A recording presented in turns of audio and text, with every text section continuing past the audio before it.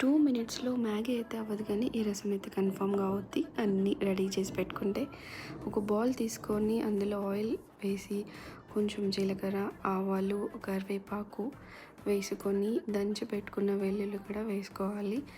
And నేను salt, ఇంకా పసుపు, మిరియాల పొడి మెయిన్ ఇంగ్రీడియంట్ అది కూడా వేసుకొని కొంచెం బాయిల్ చేసుకోవాలి. అండ్ కొత్తిమీర కూడా యాడ్ చేసుకోవాలి. తర్వాత ముందుగా నానబెట్టి పెట్టుకున్న చింతపండు రసం వేసుకోవాలి. దానికి తగ్గట్టుని వాటర్ పోసుకోవాలి. మీకు పులుపు ఎక్కువ ఉంటే కొంచెం ఎక్కువ వాటర్ పోసుకోండి, తక్కువ ఉంటే కొంచెం తగ్గించుకోండి. అండ్ తగినంత సాల్ట్ వేసుకొని బాయిల్ చేసుకోవడమే, అంతే. ఎక్కువ బాయిల్ ఏం అవసరం లేదు, కొంచెం సేపు బాయిల్ చేస్తే సరిపోతుంది. ఈజీ అండ్ టేస్టీగా రసం అయిపోయింది.